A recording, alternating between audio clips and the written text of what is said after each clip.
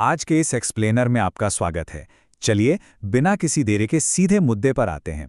आज हम उन बुनियादी इलेक्ट्रॉनिक उपकरणों की डिकोडिंग करने जा रहे हैं जो एकदम खामोशी से हमारी इस पूरी आधुनिक दुनिया को चला रहे हैं।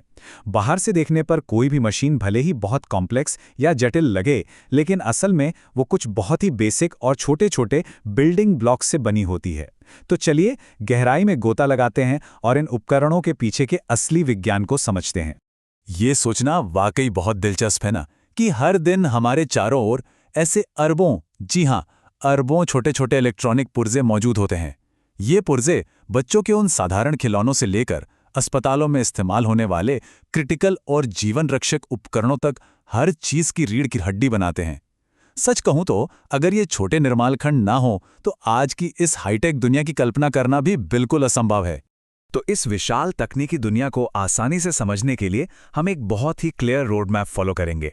सबसे पहले हम बात करेंगे इलेक्ट्रॉनिक बैकबोन की, फिर रेजिस्टर्स, उसके बाद कैपेसिटर्स और इंडक्टर्स, फिर स्विच, रिले और क्रिस्टल्स। इसके बाद हम सेमीकंडक्टर क्रांति को देखेंगे और एकदम आखिर में थायरिस्टर का एक प्रैक्टिकल टेस्ट करेंगे। तो चलिए अपने पहले भाग से शुरुआत करते हैं, द इलेक्ट्रॉनिक बैकबोन।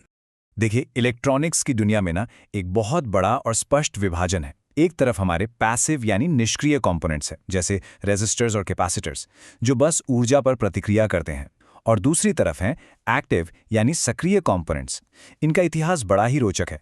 एक समय था जब ये बहुत भारी भरकम वैक्यूम ट्यूब्स हुआ करते थे, लेकिन आज इन्होंने बहुत ही स्लीक और आधुनिक सॉलिड स्टेट उपकरणों का रूप ले लिया है। अब बढ़ते हैं भाग 2 की तरफ, रेजिस्टर्स, जो करंट के प्रवाह को कंट्रोल करते हैं। अगर हम इसकी बुनियादी परिभाषा की बात करें तो रेजिस्टर को खास तौर पर विद्युत प्रवाह को सीमित करने के लिए डिजाइन किया जाता है। आसान भाषा में कहें तो ये सर्किट में एक बॉटलनेक या रुकावट की तरह काम करता है, ताकि ये पक्का हो सके कि करंट की बिल्कुल सही और सुरक्षित मात्रा ही आगे अपनी मंजिल तक जाए। अगर ये ना हो तो करंट इतना ज्यादा हो सकता है कि सारे पुर्जे ही जलकर खाक हो जाएं। अब जब किसी इंजीनियर को कोई रेसिस्टर चुनना होता है तो वो उसका एक तरह का ऑपरेशनल डीएनए देखते हैं। इसमें ओम में इसकी सटीक वैल्यू, इसका टॉलरेंस मतलब ये कितना बदलाव बर्दाश्त कर सकता है, और इसकी पावर रेटिंग शामिल होती है। इन्हीं स्पेसिफिकेशंस को देखकर तय होता है कि कौन सा रेसिस्टर किस काम के लिए एकदम परफेक्ट टूल रहेगा। और सबसे मजेदार बात जानते हैं क्या है? इन सटीक स्पेसिफिकेशंस को उपकरण के ऊपर रंगीन पट्टियों के रूप में पेंट किया जाता है। जी हाँ, इन कलर कोडेड बैंड्स को देखकर ही कोई भी इंजीनियर बिना किसी मीटर के तुरंत बता सकता है कि इसकी वैल्यू और टॉलरेंस क्या है। ये इलेक्ट्रॉनिक्स की अपनी एक यूनिवर्सल भाषा है जो पूरी दुनिया में चलती है। तो उन खास नंबर्स और कलर कोड्स की मदद से रेजिस्टर्स को कई अहम कामों पर लगाया जाता है, जैसे करंट को सुरक्षित लिमिट में रखना, टाइमिंग एलिमेंट के रूप में काम करना, या फिर सर्किट बंद होने के बाद बचे हुए एक्स्ट्रा चार्ज को ब्लीड करके पूरी तरह से खत्म करना। चलिए अब आते हैं भाग 3 पर, कैपेसिटर्स और इंडक्टर्स। यहाँ चीजें और भी दिलचस्प हो जाती हैं। कैपेसिटर की सबसे बड़ी खूबी ये है कि यह सिर्फ ऊर्जा का विरोध नहीं करता, बल्कि एक रिजर्व या भंडार की तरह इलेक्ट्रिकल चार्ज को अपने अंदर स्टोर कर सकता है। तो इसका सबसे अहम काम क्या है? ये अपने टर्मिनल्स के बीच होने वाले किसी भी अचानक या विनाशकारी बदलाव का एकदम डटकर विरोध करता है, जिससे पूरा सिस्टम स्टेबल रहता है। अब सर्किट मैप पर बने इस खास सिंबल को देखिए। ये एक पोलर यानी डीसी कैपेसिटर को दर्शाता है। इस डिजाइन का सीधा सा मतलब ये बताना है कि ये उपकरण सुरक्षित रूप से एनर्जी को स्टोर कर रहा है, और इसे सर्किट में लगाते समय इसके पॉजिटिव नेगेटिव दिशा का ध्यान रखना बहुत जरूरी है।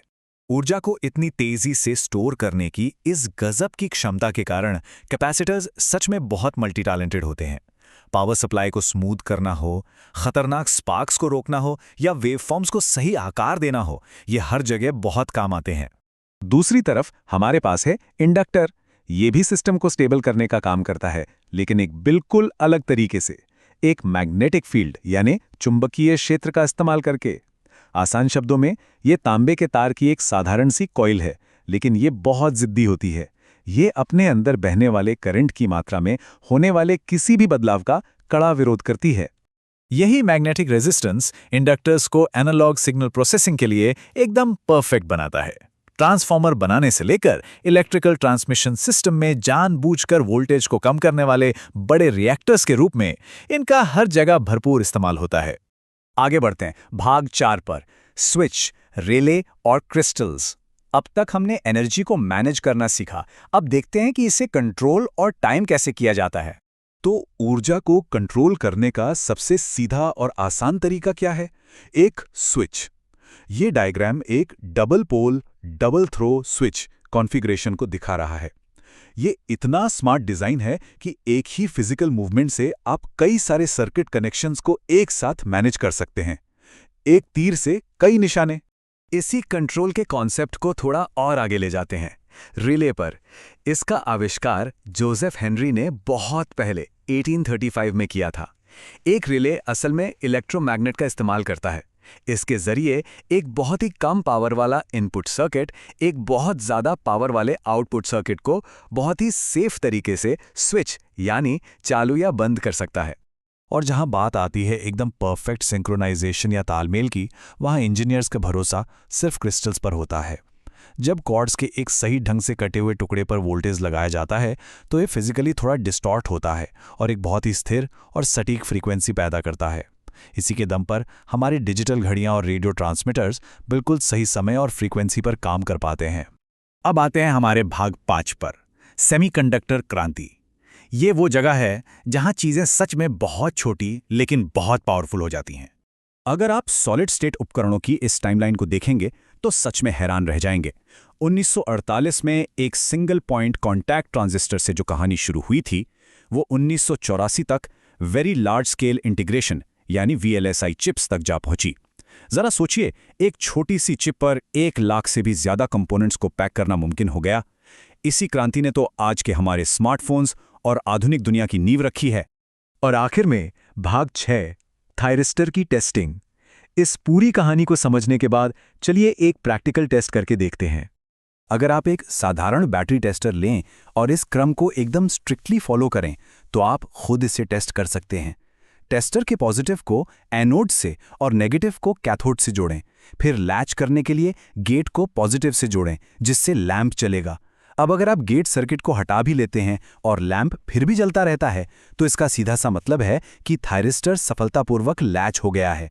मतलब हमारा उपकरण बिल्कुल वैसे ही काम कर रहा है जैसा उसे डिजाइन किया गया था। तो एक साधारण से रंगे हुए रेजिस्टर से लेकर लाखों सूक्ष्म पुर्जों वाली उन कॉम्प्लेक्स चिप्स तक का हमारा ये बुनियादी सफर अब यहीं खत्म होता है। लेकिन जाते जाते ये एक बड़ा ही दिलचस्प सवाल छोड़कर जा रहा है। वो और कौन-कौन से अदृश्य निर्माण खंड हैं जो आज हमारी इस पूरी आधुनिक दुनिया को एकदम चुपचाप बिना कोई क्रेडिट लिए चला रहे हैं। अगली बार जब आप अपना कोई भी गैजेट इस्तेमाल करें तो इसके पीछे छिपी उस जादुई दुनिया के बारे में जरूर सोचिएगा।